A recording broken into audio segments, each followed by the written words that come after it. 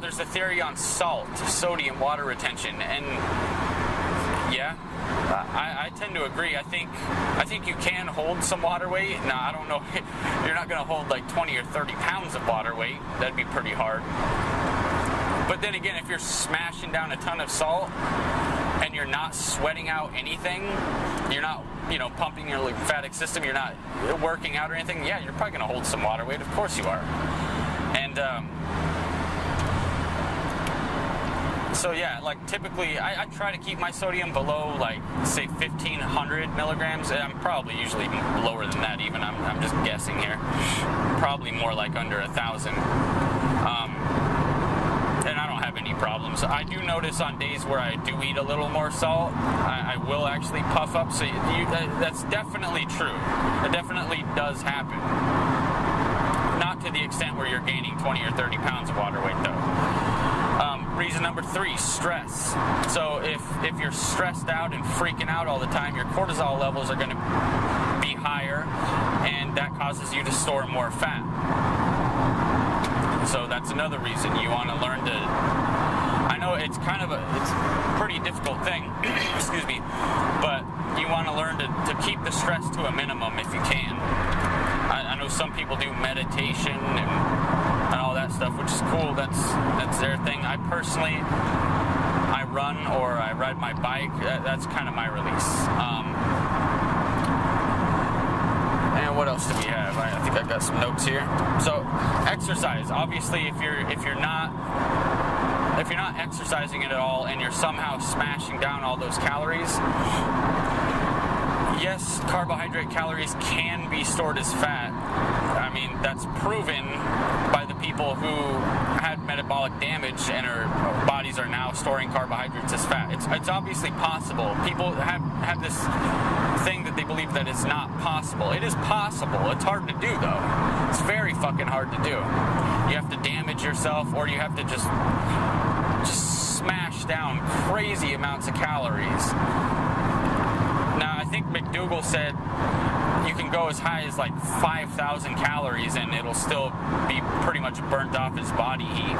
But if you're smashing down like 6,000 calories a day and you're not working out at all, of course you're going to gain weight. It doesn't matter if you're eating fruit or eating rice or eating pork chops. It doesn't matter. You're going to gain some weight. Your body's not dumb enough to waste all those calories. I mean, you lose, 30% of the calories in the conversion process, so it's very inefficient. Your body doesn't prefer to store carbohydrates as calories. It's hard work.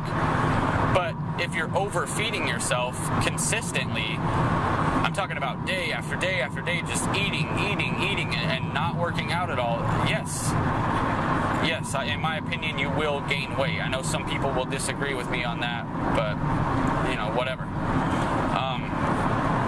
Also, what else we got here?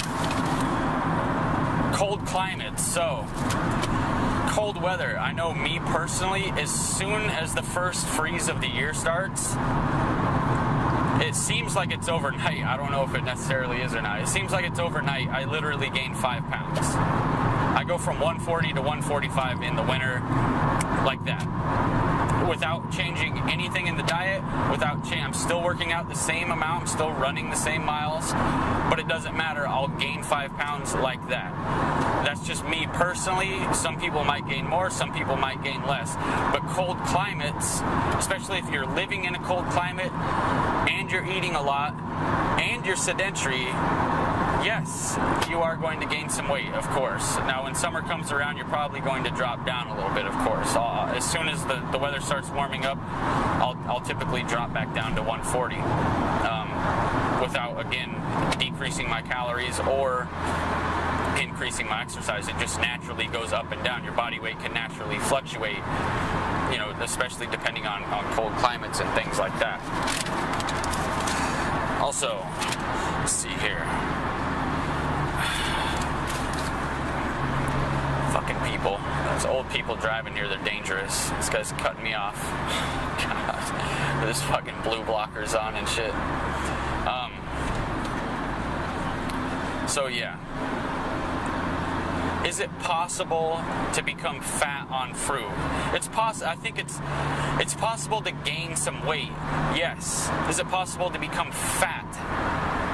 No, I think it would be very, very hard to become obese on fruit, simply because if you are in a phase where you're just gorging yourself and overeating constantly, it's not going to last very long. It's pretty, in my opinion, it would be pretty hard to do that consistently for a long enough period of time to actually become obese.